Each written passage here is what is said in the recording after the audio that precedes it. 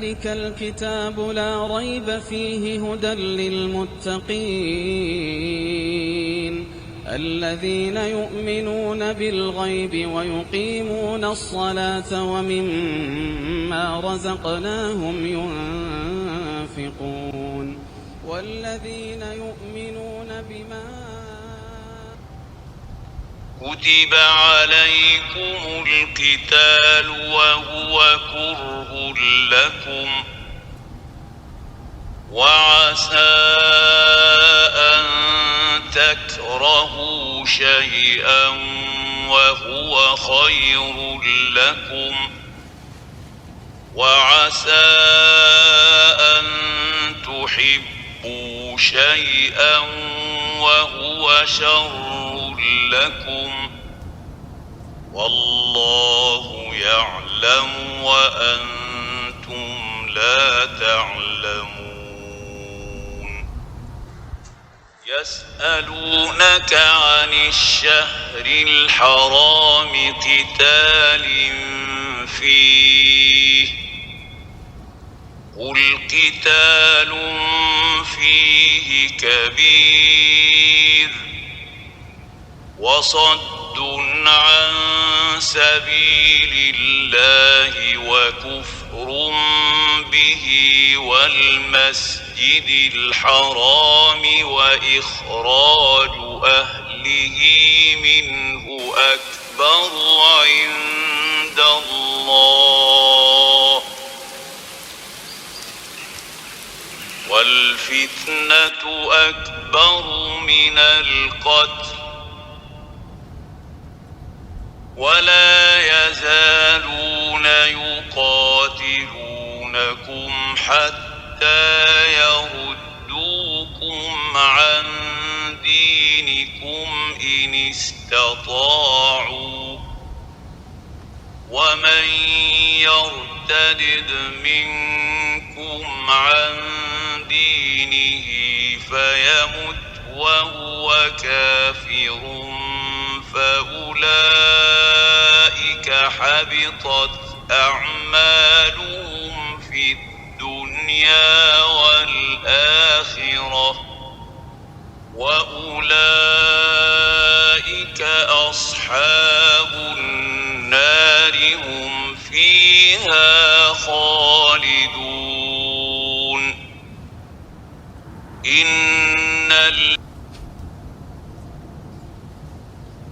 بسم الله الرحمن الرحيم الحمد لله رب العالمين والصلاة والسلام على أشرف الأنبياء والمرسلين وعلى آله وأصحابه أجمعين ومن تبعهم بإحسان إلى يوم الدين أما بعد فأعوذ بالله السميع العليم من الشيطان الرجيم بسم الله الرحمن الرحيم كتب عليكم القتال وهو كره لكم وعسى أن تكرهوا شيئا وهو خير لكم وعسى أن تحبوا شيئا وهو شر لكم والله يعلم وأنتم لا تعلمون. محترم حضرات، دینی بھائیوں اور بہنوں، اور اس تفسیر کے درس میں شریک ہونے والے تمام ساتھیوں، سورۃ البقرہ کی آیت نمبر 216 میں نے پڑھا ہے، اور اسی آیت پر پچھلی نشست میں گفتگو ہو رہی تھی۔ ہم نے اس سے پہلے بھی اشارہ کیا کہ سورۃ البقرہ کی یہ جو آیات چل رہی ہیں تقریباً ہر آیت مستقل ایک درس ہے، اور ایسا بھی ہے کہ ہر آیت میں ہر جملہ جو ہے باعث کہ اپنے اندر کئی حکم اوامر و نواہی رکھتا ہے۔ یہ آیت بھی تقریباً اسی قسم کی جامعیت کی حامل ہے۔ رب العالمین نے فرمایا کتب علیکم، ایمان والو، مومنو، کتب علیکم القتال، قتال جہاد تمہارے اوپر فرض کر دیا گیا ہے۔ وَهُوَ كُرْهٌ لَكُمْ، اور یہ جہاد تم کو بہت ہی ناگوار اور ناپسند گزرتا ہے. وَهُوَ كُرْهٌ لَكُمْ، بظاہر تم کو اچھا نہیں لگتا، لیکن اتنا یاد رکھنا وَعَسَىٰ أَن تَكْرَهُوا شَيْئًا، تم بہت ساری چیزوں کو ناپسند کرتے ہو، وَهُوَ خَيْرٌ لَكُمْ، لیکن انجام کے اعتبار سے وہی تمہارے حق میں بہتر اور خیر و برکت کی چیز ہوتی ہے. وَعَسَىٰ أَن تُحِبُّوا شَيْئًا، اور بہت ساری چیزوں کو تم پسند کرتے ہو، وَهُوَ شَرٌّ لَكُمْ، لیکن وہ تمہارے حق میں اچھی نہیں بلکہ شر ہوتے ہیں، نقصان دہ، خسارے کا باعث ہوتے ہیں. وَاللَّهُ يَعْلَمُ وَأَنْتُمْ لَا تَعْلَمُونَ، اللہ تعالی جانتا ہے اور تم نہیں جانتے کیا چیز تمہارے حق میں بہتر ہے اور کیا بدتر ہے، کس میں خیر ہے کس میں شر، تم کو علم نہیں، اللہ بہتر جانتا ہے. یہ آیت کا ترجمہ ہوا. پہلی چیز اللہ تعالیٰ نے جہاد کی فرضیت کا اعلان کیا ہے.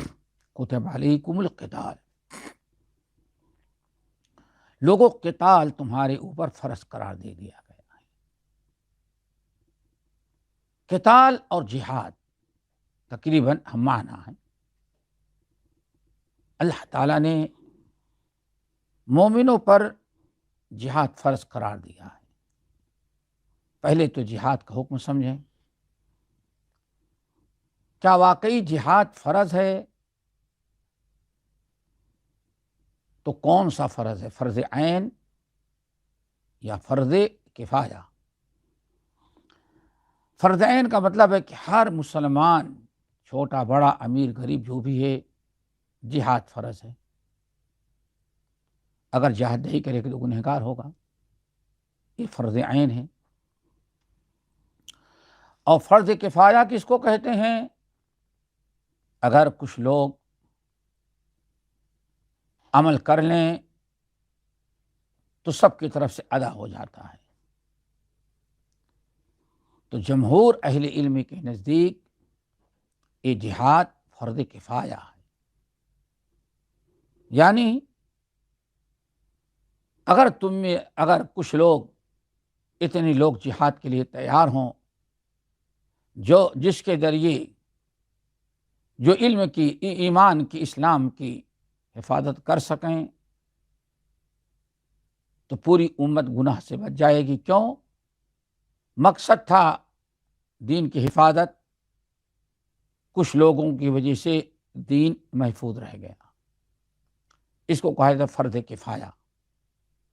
جیسے نماز جنازہ ہے، نماز جنازہ فرض ہے لیکن فرض کفایہ ہے. مسلمانوں کی ایک جماعت ادا کر لے، میت کی تجہیز و تکفین ہو جائے، تو دوسرے جن لوگوں نے نہیں پڑھا ہے تو کوئی حرج نہیں، چونکہ میت بغیر نماز جنازہ کے دفنائی نہیں گئی. اللہ تعالیٰ نے آسانی کی ہے، فرض کفایہ بنا دیا ہے کہ کچھ لوگ اگر عمل کر لیں گے تو سب کی طرف سے ادا ہو جائے گا. دوسری چیز دوستو، یہاں اختصاراً جہاد کا معنی سمجھنا چاہیے تمام اہل علم.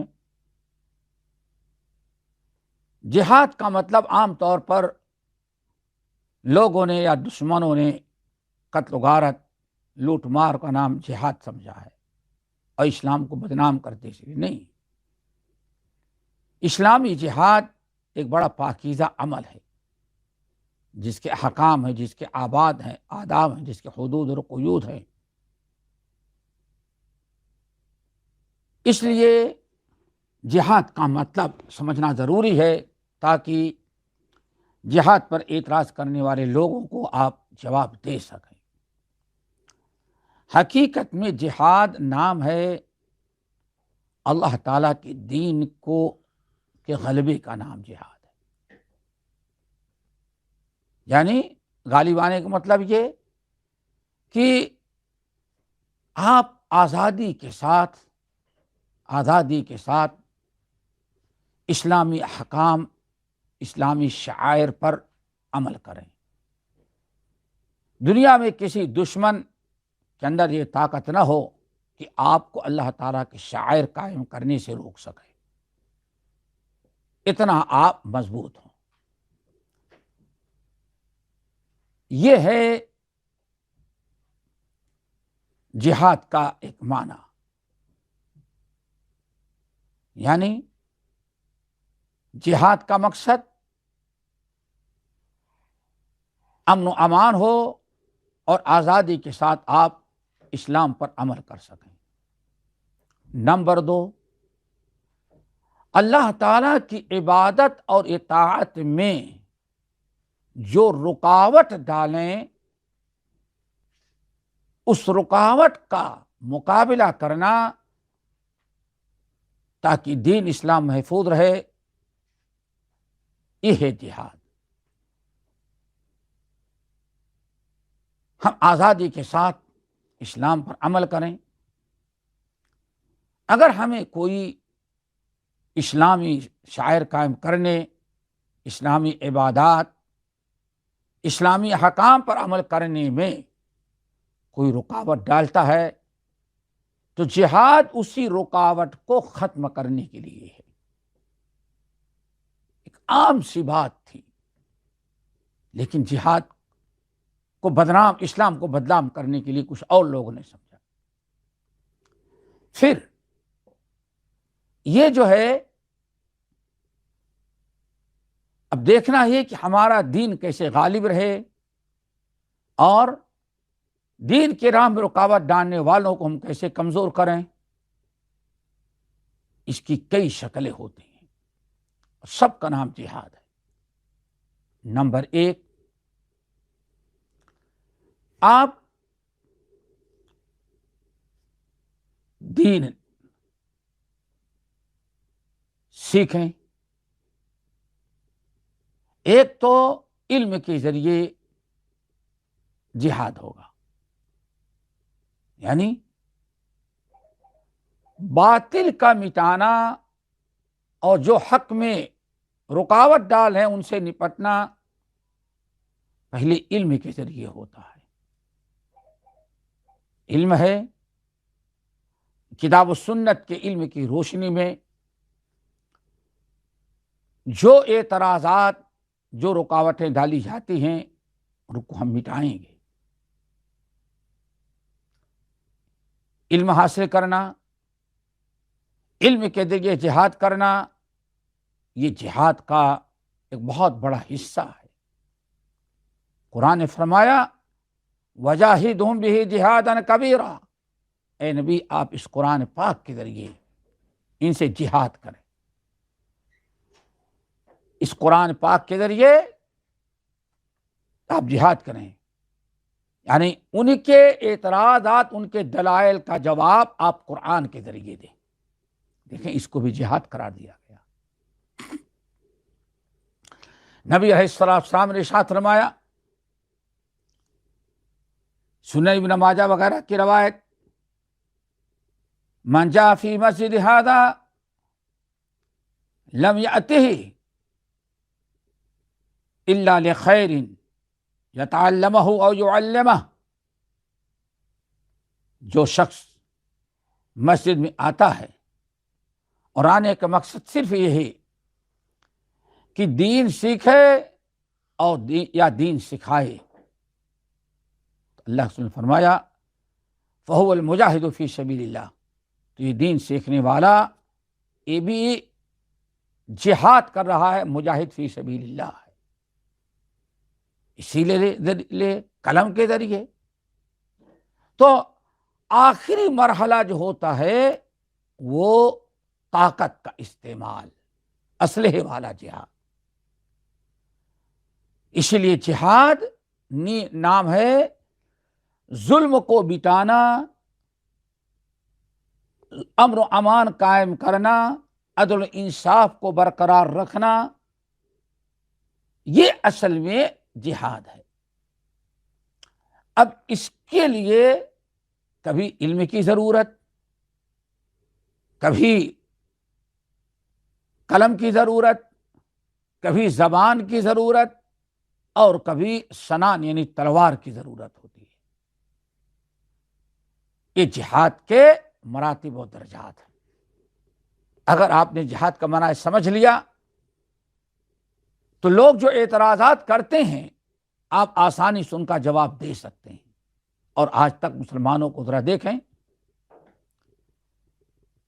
اسلام کے خلاف کوئی لڑتا ہے تو لڑنے کے لیے تیار ہیں، اسلام کے خلاف کوئی چھیڑخانی نہیں کرتا، کبھی مسلمان اس سے چھیڑخانی یا اس پر چڑھائی اور ظلم زیادتی نہیں کرتے۔ لا اکراہ فی الدین ہے۔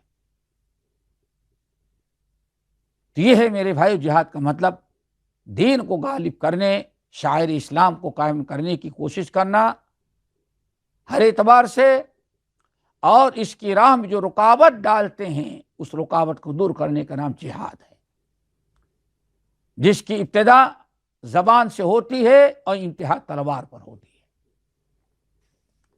مراتب ہیں۔ پھر یہ ایک اسلامی جہاد جو ہوگا، خلیفہ وقت، بادشاہ وقت، جو ہمارا حاکم ہوگا اس کی اجازت اور آرڈر پر ہوگا، اپنے سے ہم نہیں کر سکتے، وہ اجازت دے گا۔ اللہ نے فرمایا جب بھی اسلامی جہاد کرو تو تمہیں چاہیے کہ بادشاہ کے، حاکم کے زیر سایہ اور ماتحتی میں رہ کر کے جہاد کرو، تاکہ آنے والی مشکلات بادشاہ کے ذریعے اللہ رب العالمین کی توفیق سے حاصل ہوتی رہیں۔ دوسری چیز اللہ نے یہ بیان کیا کہ وَهُوَ كُرْهٌ لَكُمْ، یہ تم کو بہت ہی زیادہ ناپسند ہے۔ جہاد ہو سکتا ہے تم کو ناگوار گزرے، انسان کا جان، مال سب کبھی قربان کرنا پڑتا ہے، اہل وعیال کو چھوڑنا پڑتا ہے۔ تو اللہ نے فرمایا وَهُوَ كُرْهٌ لَكُمْ، یہ جہاد تم کو ناپسند، ناگوار تو گزرتا ہے، لیکن اللہ نے ایک اصول بیان کیا۔ تیسری چیز ایک اصول بیان کیا، کیا؟ وَعَسَىٰ أَن تَكْرَهُوا شَيْئًا، ممکن ہے کہ بہت ساری کچھ چیزیں ایسی ہوں، اللہ تعالیٰ کا کوئی حکم، نبی کا کوئی آرڈر، نبی کی سنت، کتاب اللہ اور حدیث رسول کے احکامات ممکن ہے کہ تمہیں ناگوار گزریں، ناپسند گزریں، بظاہر اس میں تمہارا نقصان اور خسارہ نظر آئے، لیکن یاد رکھنا وَهُوَ خَيْرٌ لَكُمْ، تم ناپسند کر رہے ہو لیکن انجام کے اعتبار سے تمہارے حق میں وہی بہتر ہے۔ اسی طرح وَعَسَىٰ أَن تُحِبُّوا شَيْئًا، بہت ساری چیزوں کو تم پسند کرتے ہو، چاہتے ہو، لیکن وَهُوَ شَرٌّ لَكُمْ، وہ انجام کے اعتبار سے تمہارے حق میں بہتر نہیں ہے۔ جملے کا مفہوم بالکل واضح ہے کہ انسان یہ چیز پہلے یاد رکھیں کہ انسان نقصان اور فائدے کا فیصلہ کرتا ہے ہو جانے کے بعد،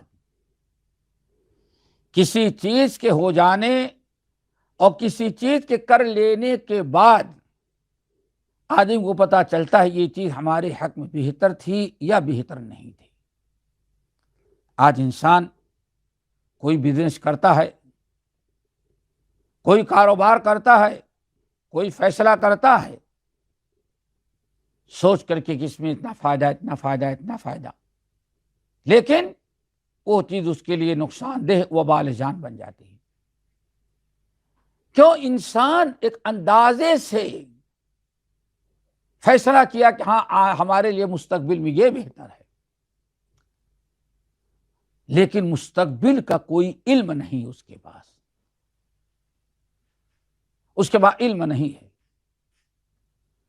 اسی طرح سے انسان کسی چیز کو ناپسند کرتا ہے اور چھوڑ دیتا ہے، موجودہ حالت میں اسے وہ چیز ناپسند لگ رہی ہے، اس لیے اس کو چھوڑ دیتا ہے، اسے ترک کر دیتا ہے۔ کیوں؟ اسے مستقبل کا علم نہیں ہے۔ بعد میں پتہ چلتا ہے کہ یہ چیز ہمارے لیے بہت خیر و برکت کی تھی۔ تو اللہ تعالیٰ نے انسان کو بتایا، ایمان والوں کو، کہ دیکھو نقصان اور فائدہ کس چیز میں ہے، اس کو تم اپنے سے فیصلہ نہ کرو۔ اللہ کی ذات و ذات ہے، یعلم ما بین ایدیہم وما خلفہم، جو پیچھے کے بھی حالات معلوم ہیں اور آگے کے بھی حالات معلوم ہیں، آگے پیچھے سب کا علم ہے اللہ کو۔ اور بندے کو پچھلی زندگی جو ہے اس میں کیا کیا اس کا علم تو ہے، لیکن مستقبل میں کیا ہونے والا اس کا علم نہیں ہے۔ اسی لیے اللہ تعالیٰ نے ایک اصول بیان کیا کہ ایمان والو، اللہ تعالیٰ جو تم کو حکم دیں، نبی جس چیز کا حکم دیں وہ تم کر گزرو، جس سے منع کر دے اس کو چھوڑ دو۔ کیوں؟ کیا چیز تمہارے حق میں مفید ہے اور کیا مفید نہیں ہے، مستقبل میں کیا چیزیں تمہیں نفع بخش ہیں اور کیا ضرر رساں ہیں، اس کا علم تمہیں نہیں ہے۔ واللہ یعلم وانتم لا تعلمون، اللہ جانتا ہے تم نہیں جانتے۔ اس لیے بہتر یہ ہے، ایمان کا تقاضا یہ ہے کہ اللہ اس کے رسول جو کہیں اس کو بجا لاؤ، جس سے منع کر دیں اس کو چھوڑ دے۔ کس میں نقصان اور فائدہ ہے مستقبل میں ہے، اس کا علم۔ واللہ یعلم وانتم لا تعلمون، اللہ جانتے ہیں تمہیں اس کا علم نہیں ہے۔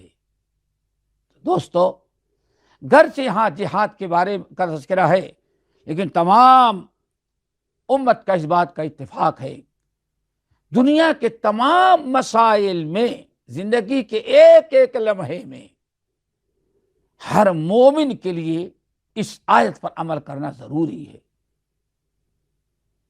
کہ انسان اپنے معاملے کو اللہ تعالیٰ پر ڈال دے۔ اللہ تعالیٰ نے جو کہہ دیا، مثال اللہ نے فرما دیا سود میں نقصان ہے، اب اللہ تعالیٰ نقصان ہے، اللہ نے آپ کو بیان کر دیا۔ اب ہمیں مرتے دم تک اس بات پر ایمان یقین رکھنا، واقعی سود میں نقصان ہے، سود سے بچنے ہی میں کامیابی ہے۔ اور آج تجربہ بھی دیکھ لیں تو ہمارا ایمان یہ ہونا چاہیے کہ اللہ اس کے رسول نے جو کہا ہم اپنے عقل سے فیصلہ نہ کریں، اپنے تجربے سے فیصلہ نہ کریں، اپنی پسند کا دخل نہ دیں، اللہ اس کے رسول کے فیصلے پر آمنا وصدقنا کہیں۔ کیوں؟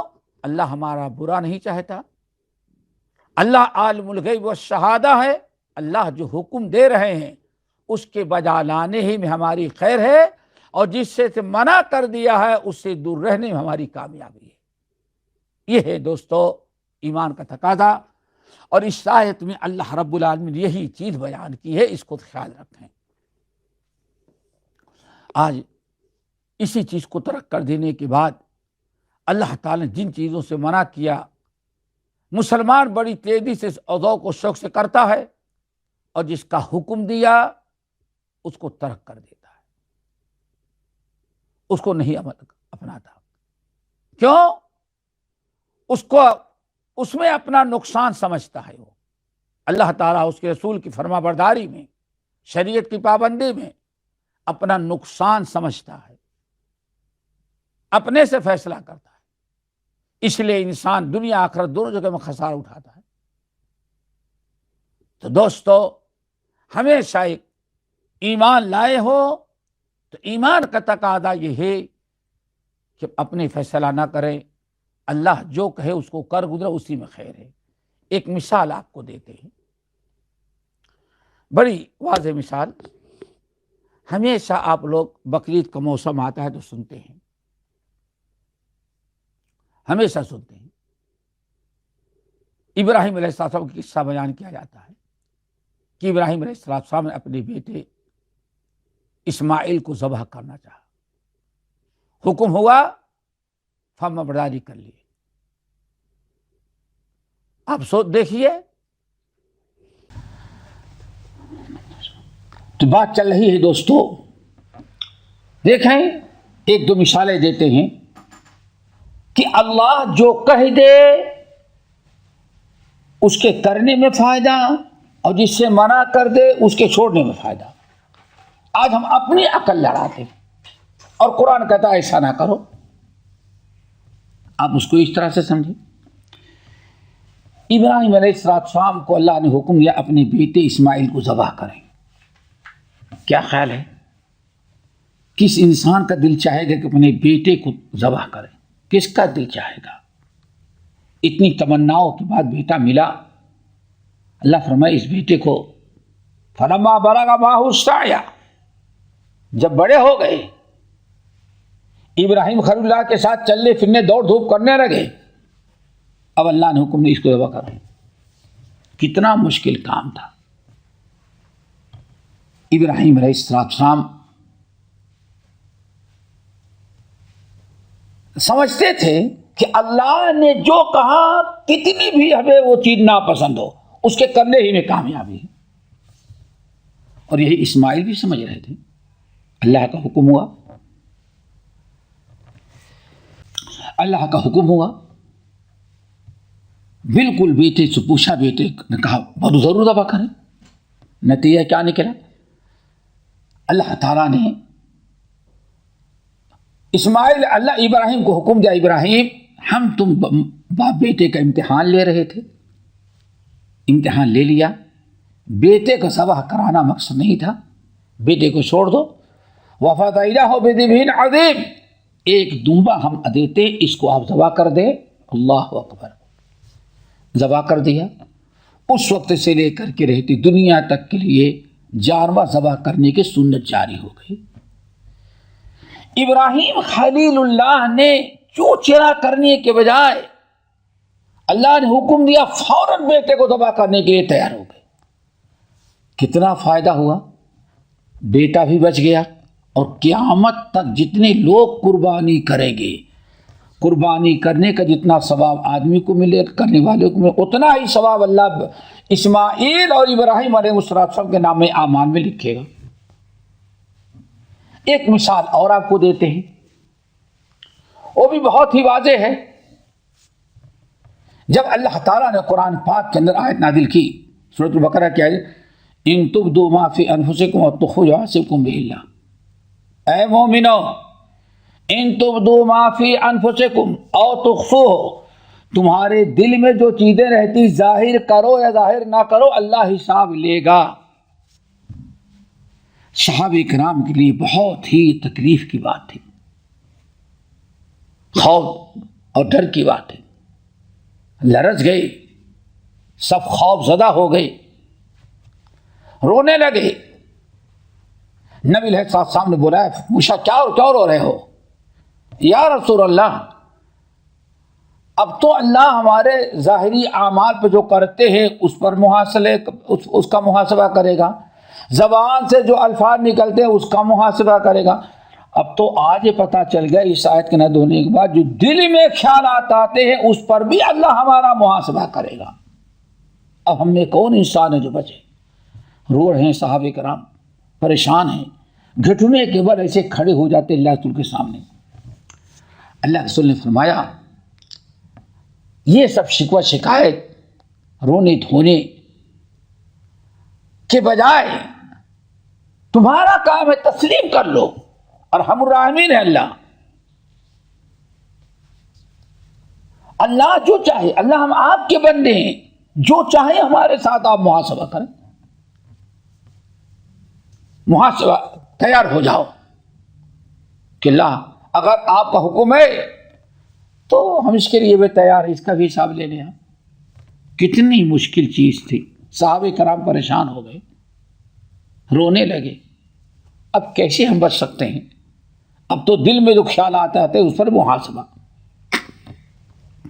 اللہ رسول نے فرمایا انکار نہیں کرو، اس پر ایمان رکھو، اس کو تصدیق کرو، قبول کرو. اللہ ارحم الراحمین ہے. اللہ اپنے بندوں کو ظلم نہیں کرتا. جب نبی علیہ السلام کو نصیحت قبول کر لی اور کہا یا رسول اللہ ہم راضی ہیں، اللہ تعالیٰ کو یہی منظور ہے، ہمارے دل میں جو خیالات آتے ہیں اس پر ہمارا محاسبہ کرے، ہماری پکڑ کرے تو ہم راضی ہیں. جب راضی ہو گئے صحابہ کرام تو اللہ نے آیت نازل کی آمن الرسول بما انزل الیہ من ربہ والمؤمنون کل آمن باللہ وملائکتہ وکتبہ ورسلہ لا نفرق بین احد من رسلہ وقالوا سمعنا واطعنا. ہمارے ایمان والے بندوں نے کہا ہم سن لیے، اللہ آپ کا حکم پیغام پہنچ گیا اور ہم نے مان تسلیم کر لیا، آپ کی مرضی، آپ جیسے چاہیں ہمارا حساب. اللہ نے فرمایا اگلی آیات نازل کی اور کہا ٹھیک ہے جو وسوسہ ہوتا ہے ربنا لا تؤاخذنا ان نسینا او اخطانا. اللہ رب العالمین قیامت تک کے لیے مسلمانوں کو بشارت سنا دے. تو ایسے بہت ساری مثالیں ہیں دوستو. ہمارا کام ہے اللہ جو کہیں، نبی جو فرمائیں، ہمیں برا نہ لگے، فوراً اس کو بطیب خاطر قبول کر لیں. اللہ تعالیٰ ہمارے ساتھ ظلم نہیں کرتا، ہمارے ساتھ اللہ تعالیٰ خیر کا معاملہ کرتا ہے. اس لیے اللہ نے فرمایا کتب علیکم القتال وهو کرہ لکم وعسى ان تحبوا شیئا وهو شر لکم. بہت ساری چیزوں کا حکم دیا جاتا ہے، تم ناپسند کرتے ہو، حالانکہ تمہارے حق میں وہی مفید ہیں. بہت ساری چیزیں تم ناپسند کرتے ہو، حالانکہ مستقبل میں وہی تمہارے لیے نقصان دہ ہیں، تو تمہیں علم نہیں ہے. واللہ یعلم، اللہ جانتا ہے کون سی چیز تمہارے حق میں بہتر ہے، کون سا بدتر. واللہ یعلم، اللہ جانتا ہے. وانتم لا تعلمون، تم نہیں جانتے. اللہ تعالیٰ ہم سب کو اس عقیدے پر قائم رکھے. دوستو دین کے معاملے میں اپنا فیصلہ نہ کرو، فیصلہ اللہ اس کے رسول کا قبول کرو. یسألونک عن الشہر الحرام، اگلی آیت نمبر 217. یہ آیت طویل ہے. فرمایا یسألونک عن الشہر الحرام، مستقل الگ مسئلہ، قتال فیہ، آپ سے سوال کرتے ہیں شہر حرام کے بارے میں. حرمت والے مہینے، حرمت والے مہینوں کے متعلق آپ سے سوال کر رہے ہیں کہ ان مہینوں میں جنگ کریں تو کیا حکم ہے، جنگ کرنے کے کیا حکم ہے. بے ادبی ہے، توہین ہے، گناہ ہے، کیا ہے. اللہ نے فرمایا قل، اے نبی آپ ان کو جواب دے دیں، قتال فیہ کبیر، حرمت والے مہینوں میں جنگ کرنا، کسی سے قتال کرنا، یہ بہت بڑا گناہ ہے. قتال فیہ کبیر، بہت بڑا برا کام ہے، بہت بڑی برائی ہے. وصد عن سبیل اللہ، اور لوگوں کو اللہ تعالیٰ کے راستے سے روکنا. وکفر بہ، اللہ کا انکار کرنا. والمسجد الحرام، مسجد حرام سے لوگوں کو منع کرنا، وَإِخْرَاجُ أَهْلِهِ مِنْهُ، اور لوگوں کو حرم سے بے دخل کرنا اور نکال بھگانا، اکبر عند اللہ، حرمت والے مہینوں میں جہاد کرنے سے بڑا گناہ ہے۔ حرمت والے مہینوں میں قتال کرنے سے، جنگ کرنے سے بڑا گناہ کیا ہے؟ صد عن سبیل اللہ وکفر بہ والمسجد الحرام واخراج اہلہ من، چار اعمال،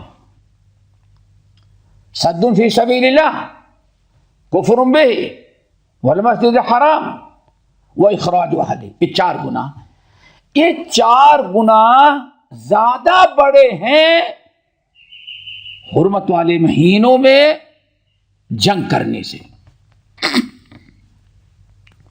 اللہ نے فرمایا والفتنة اکبر من القتل، اور فتنہ قتل سے بھی بڑا گناہ ہے۔ ولا یزالون یقاتلونکم، اور یہ برابر تم سے قتال کرتے رہیں گے، لڑتے رہیں گے، جنگ کرتے رہیں گے، حتی یردوکم عن دینکم، یہاں تک کہ تم کو تمہارے دین اسلام سے پھیر دیں، اگر ان کا بس چلے تب۔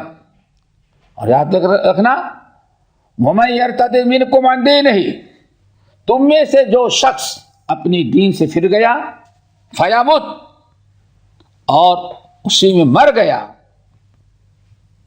فَيَمُتْ وَهُوَ كَافِرٌ، اور کفر کی حالت میں مر گیا، فَأُولَٰئِكَ حَبِطَتْ أَعْمَالُهُمْ فِي الدُّنْيَا وَالْآخِرَةِ، تو یہی بدبخت ہیں جن کے سارے نیک اعمال دنیا میں برباد گئی اور آخرت میں بھی ضائع ہو گئے۔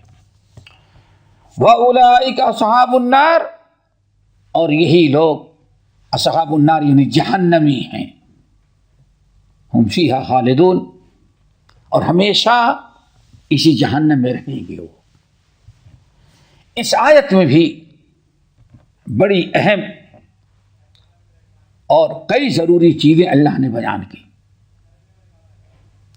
پہلے تو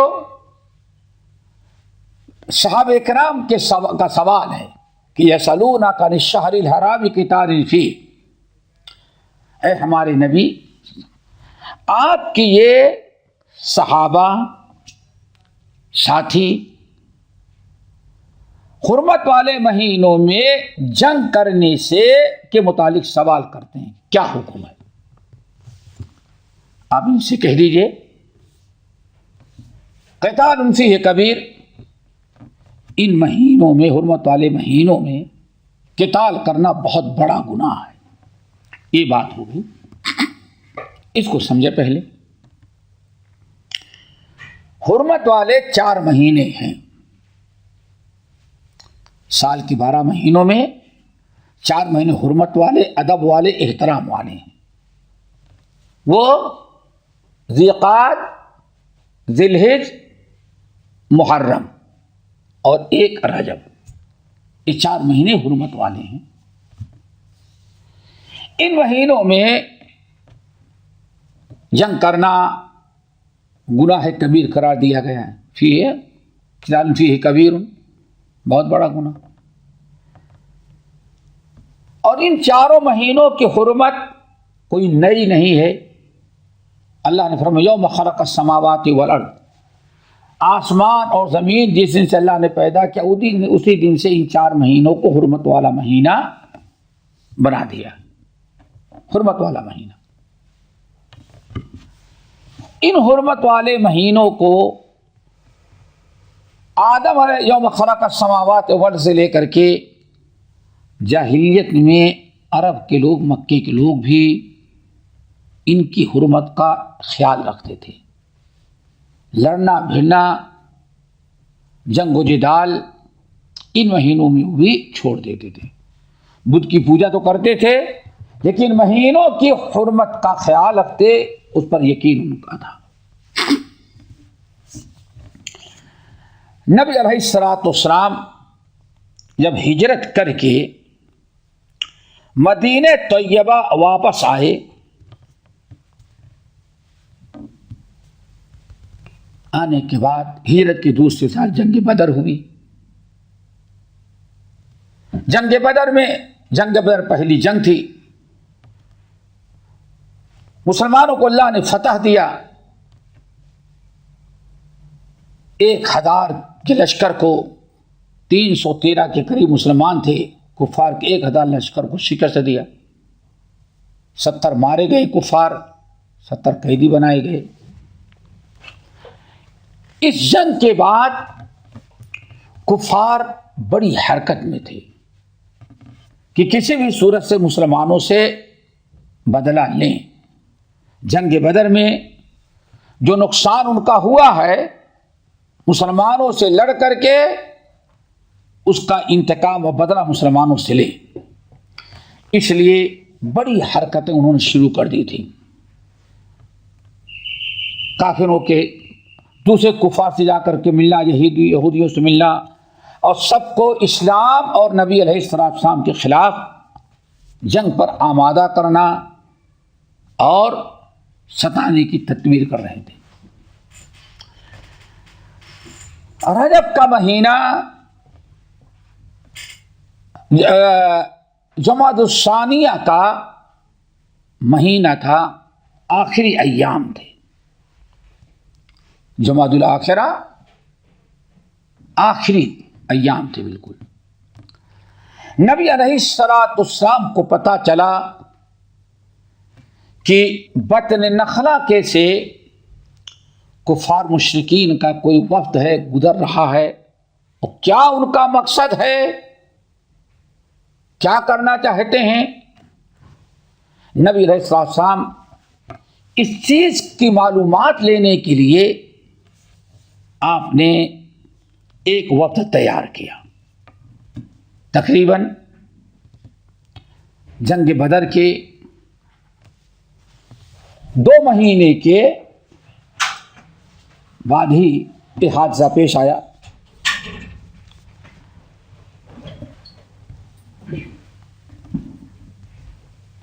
نبی علیہ السلام نے 8 صحابہ کو تیار کیا، اور ان میں تقریباً سب مہاجرین تھے. ان کا نام سنیں: سعد بن ابی وقاص، عکاشہ بن محصن، عتبہ بن غزوان، ابو حذیفہ بن عتبہ بن ربیعہ، سہیل بن بیضہ، عامر بن ربیعہ، واقد بن عبداللہ، خالد بن بکیر. اور ان سب پر حضرت عبداللہ ابن جحش رضی اللہ تعالیٰ عنہ کو امیر مقرر کیا. ایک چٹھی لکھی اور چٹھی لکھ کر کے اس کو اللہ کے رسول نے بالکل پیک کر دیا. عبداللہ بن جحش اور ان کے تمام ساتھیوں کو نبی علیہ السلام نے اکٹھا کیا اور بتایا کہ یہ تمہارے امیر ہیں، ان کے ساتھ تم نکلو. گئے. عبداللہ بن جحش رضی اللہ تعالیٰ عنہ کو اللہ کے رسول نے چٹھی لکھ کر کے دی، اس کو بند کر دیا اور فرمایا 2 دن مسلسل چلنا. جب 2 دن چل لینا، چلتے رہنا، اس کے بعد چٹھی کھول کے پڑھنا اور ان ساتھیوں کو سنا دینا. اس سے پہلے چٹھی نہیں کھولنا. اور تم ادھر جاؤ. چلنے لگی. چلتے چلتے جب وہاں پہنچے، 2 دن کا سفر طے ہو گیا، تو عبداللہ ابن جحش وہاں پڑاؤ ڈالے، لوگوں کو اکٹھا کیا اور اس چٹھی پڑھ کر کے سنائی. اس چٹھی میں نبی علیہ السلام نے لکھا تھا: بسم اللہ الرحمن الرحیم، اما بعد فسر علی برکت اللہ بمن معک. تم اور تمہارے ساتھ اللہ کا نام لے کر کے بطن نخلا کی طرف تم جاؤ. بطن نخلا مکے اور طائف کے درمیان ایک مقام ہے اور راستے میں پڑتا تھا. طائف سے مکہ یا مکے سے کوئی طائف جانے لگے تو راستے میں گاؤں پڑتا تھا، یہ مقام تھا، وہاں جانا کھولنا۔ بہرحال کھولے پڑھے تو اس میں لکھا تھا بسم اللہ الرحمن الرحیم، اللہ کا نام لو، اللہ بھر کو دوست نوازے جاؤ، اپنے ساتھیوں کو لے کر کے بطن نخلا جاؤ، اور وہاں کفار مکہ کا کوئی لشکر گزرنے والا ہے، وہاں جا کے خفیہ طور پر معلوم کرو کہ ان کے کیا ارادے ہیں، مدینے پر حملہ کرنے آ رہے ہیں یا کہیں اور جانے کا کیا مقصد ہے اس قافلے کا۔ جاؤ اور وہاں کیا ان کے مقاصد ہیں وہ معلومات لے کر کے میرے پاس واپس آنا۔ جب کتاب پڑھی اٹھایا، کہا سمعا و طاعتا، اور اس نے لکھا تھا کہ اپنے ساتھیوں سے کہا کہ دیکھو اس کے اندر اللہ کے رسول نے لکھا ہے کہ تم میں سے ہمیں تو فلاں جگہ جانا ہے، کافروں کفار مکہ کا کوئی قافلہ گزر رہا ہے، ہمیں ان کو پتہ لگانا ہے ان کا کیا مقصد ہے، کیوں کہاں جا رہے ہیں، کیوں جا رہے ہیں، کیا ان کے مقاصد ہیں۔ لیکن اللہ رسول نے لکھا ہے تم میں سے کسی کو مجبور نہیں کرتے، اگر اللہ اس کے رسول کی رضا ہے، اللہ تعالیٰ کی فرما برداری، رسول صلی اللہ علیہ وسلم کی اطاعت کا جذبہ ہے تو چلو، اگر کوئی تم میں سے واپس جانا چاہتا ہے تو اللہ رسول نے فرمایا لکھا ہے کہ تم واپس جاؤ۔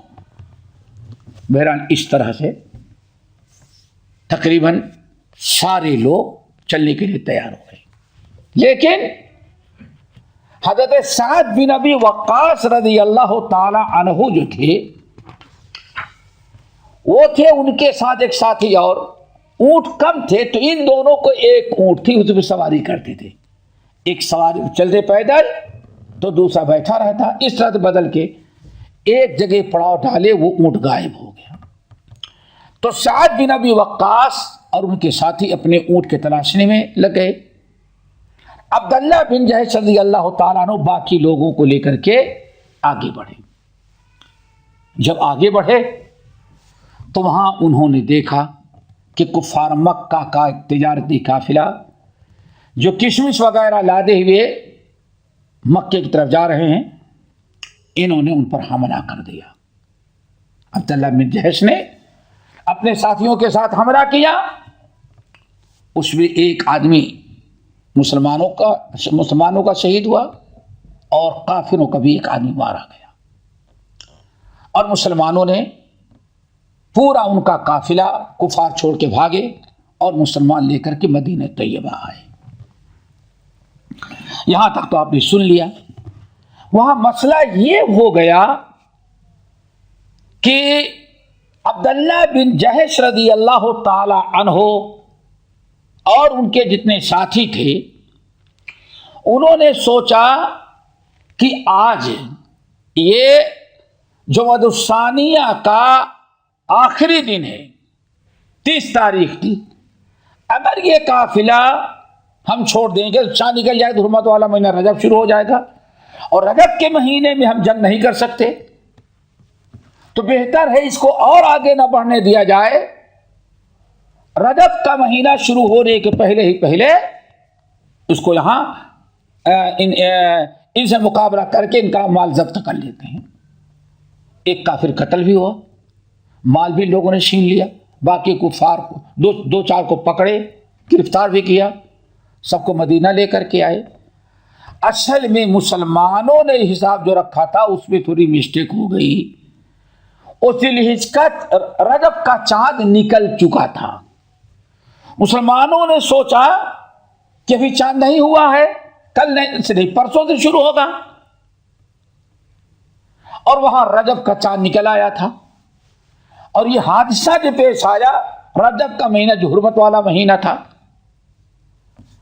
اب جب بات معلوم ہوئی تو پورے عرب کے کفار یہود و نصارہ اب اسلام اور مسلمانوں کو بدنام کرنے لگے۔ لو بھائی ایک ایسا دین ہے اللہ یہ رسول کیسے ہیں، یہ مسلمانوں کا دین کیسے سچا ہوگا؟ ابھی تو بت پرستی کو غلط کر رہے تھے، اب تو حرمت والے مہینوں کو بھی انہوں نے بے حرمتی کرنی شروع کر دی، بڑی توہین کر ڈالا انہوں نے۔ اتنا یہ پروپگنڈا کیا گیا کہ شور مچایا، مسلمانوں نے حرمت والے مہینے کو توڑ دیا، حرمت والے مہینے کو ختم کر دیا اور حرمت والے مہینوں میں حملہ کیا۔ لوگ اپنے آپ کہتے ہیں بہت اچھے ہیں، اتنا بڑا جرم کرنے والا کہاں سے اچھا ہو سکتا ہے، بہت بدنام کیا مسلمانوں کو۔ جب یہ مسلمان عبداللہ بن جہش رضی اللہ تعالیٰ عنہ اپنے ساتھیوں کو لے کے پہنچے، لے کے گئے، قافلہ جو پکڑا تو وہ بھی لے گئے، کچھ کافروں کو بھی قیدی بنا کے لے گئے۔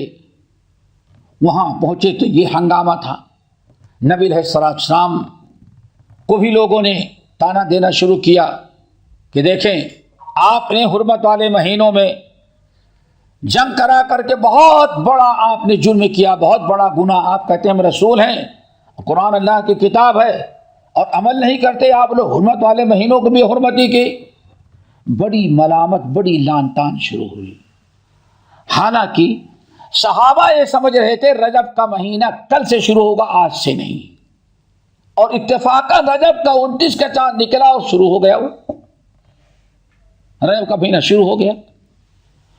تو اس موقع پر جن صحابہ کرام نے، عبداللہ بن جہش ان کے ساتھیوں نے، جن کے ذریعے یہ قافلہ پکڑا گیا تھا اور یہ جہاد ہوا، ان لوگوں کو بہت دکھ ہوئی۔ اللہ بہت بڑا گناہ ہم نے کر ڈالا، بہت بڑا گناہ ہو گیا، ہمیں نہیں معلوم تھا اللہ تعالیٰ کہ یہ حرمت والا مہینہ شروع ہو گیا ہے۔ توبہ استغفار، روتے بھی، نبی علیہ السلام کے سامنے نادم بھی، اور چاروں طرف سے کفار مکہ کفار و مشرکین وابیلا اور پروپگنڈا کر رہے تھے۔ اس موقع پر اللہ تعالیٰ نے یہ آیت نازل کی، وَيَسْأَلُونَكَ عَنِ الْقِتَالِ۔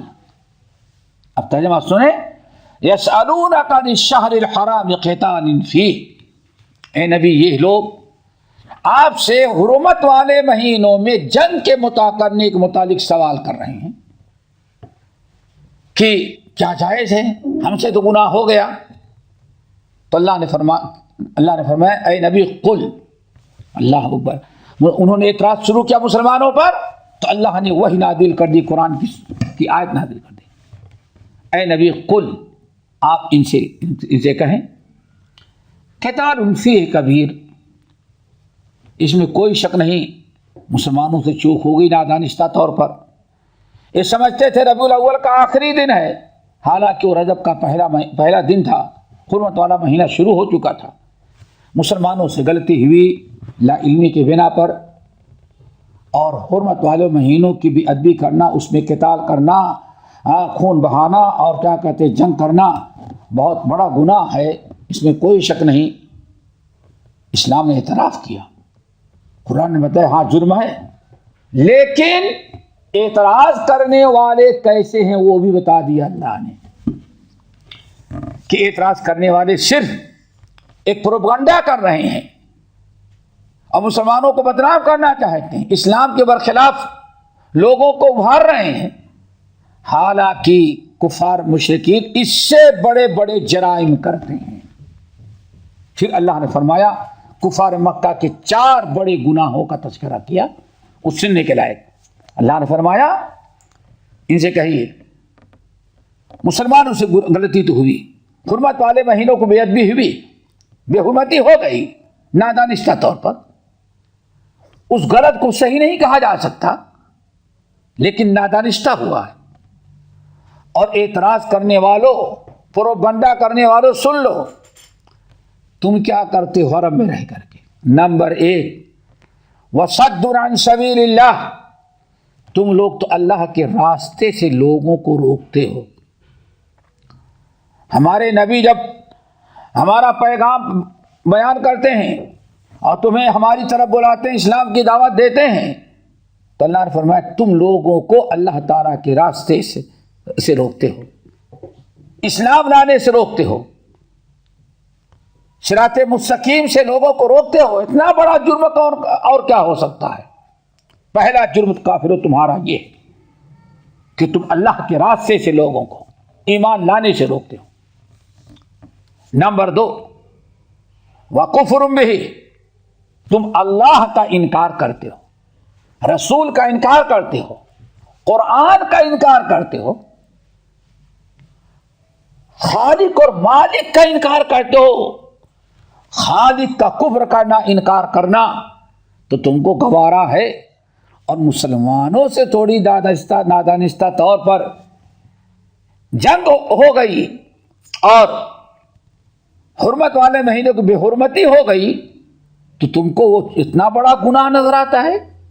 اور تم تو بے حرمتی نہیں، اللہ کی بے حرمتی کرتے ہو، شرک کرتے ہو، اللہ تعالیٰ کا تم انکار کرتے ہو، تم تو بڑے مجرم ہو.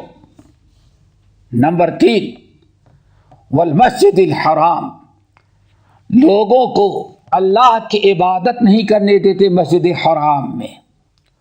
تم بت کی پوجا کرتے ہو، لیکن اللہ کے نیک بندے اگر نماز پڑھنا چاہیں، طواف کرنا چاہیں، تمہارے باپ دادا کا گھر نہیں، اللہ کا گھر ہے. اللہ کے گھر میں اللہ کی عبادت سے اللہ کے بندوں کو تم روکتے ہو. تم سے بڑا مجرم کون ہوگا؟ اللہ اکبر. نمبر 4 وَإِخْرَاجُ أَهْلِهِ مِنْهُ، اور مسلمانوں کو تم جو ایمان لاتے ہیں ان کا مال ضبط کر لیتے ہو، جائیداد پراپرٹی ہڑپ کر لیتے ہو، اور انہیں اپنے ملک ان کے وطن سے مکے سے نکال کر کے بھگا دیتے ہو. کتنا بڑا ظلم کی تم نے کیا کہ اللہ کے بندوں کو ملک کو چھوڑنے پر مجبور کرتے ہو، ان کا مال ضبط کرتے ہو، ان کی اولاد چھین لیتے ہو، ان کی جائیداد پراپرٹی ضبط کر لیتے ہو. اتنے بڑے بڑے جرائم تم کرتے ہو، تم کو اپنا گناہ نظر نہیں آتا، اور مسلمانوں سے تھوڑی سی غلطی ہو گئی تو اتنا پروپگنڈا کرتے ہو، حالانکہ تمہارا ہر جرم مسلمانوں کی گناہوں سے بڑا ہے.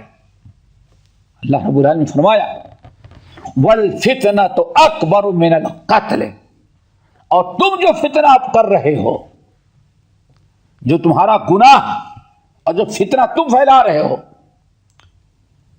یہ تمہارا فتنہ پھیلانا، مسلمانوں نے جو قتل کیا اس قتل سے ہزاروں گنا بڑا جرم ہے. یہ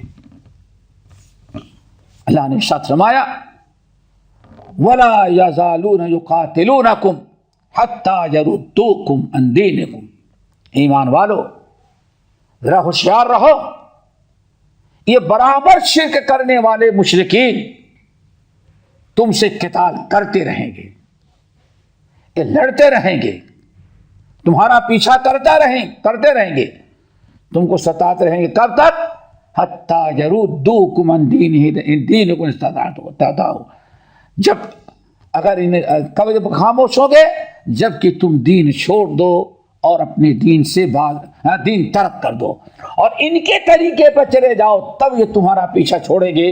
اس وقت تک یہ تمہارا پیچھا نہیں چھوڑیں جب تک تم ان کے جیسے نہ بن جاؤ. تو دوستو، اللہ رب العالمین اس آیت کو نازل کر کے ایک بہت بڑی چیز بتائی کہ انسان کو پہلے اپنے گناہوں کا خیال رکھنا چاہیے. یہاں دیکھیں، ایک معمولی سا جرم ہو گیا صحابہ سے، مسلمانوں سے تھوڑی سی بات ہو جاتی ہے کہ اتنا اچھالتے ہیں، پورا عرب ایک طرف ہو گیا. اللہ تعالیٰ نے جواب دیا، مسلمان نے تو ایک غلطی کی، اس کی غلطی چھوٹی ہے، اور تم تو بڑے بڑے گناہ کرتے ہو. اپنے گناہ کو ذرا دیکھو. آج بھی تقریباً یہی ہے کہ ہم آہ بھی کرتے ہیں تو ہو جاتے ہیں بدنام، وہ قتل بھی کرتے ہیں تو چرچا نہیں ہوتا. اللہ تعالیٰ ہم سب کو عمل کے توفیق نصیب فرمائے. اس آیت کا بقیہ حصہ انشاءاللہ اگلی نشست میں اقول قولی ھذا واستغفر اللہ من کل ذنب واتوب الیہ. ہمارے چینل کو سبسکرائب کیجیے اور بیل آئیکن کو دبانا نہ بھولیں تاکہ آپ کو نئی ویڈیو برابر ملتے رہیں. لائک اور شیئر کرنا نہ بھولیے.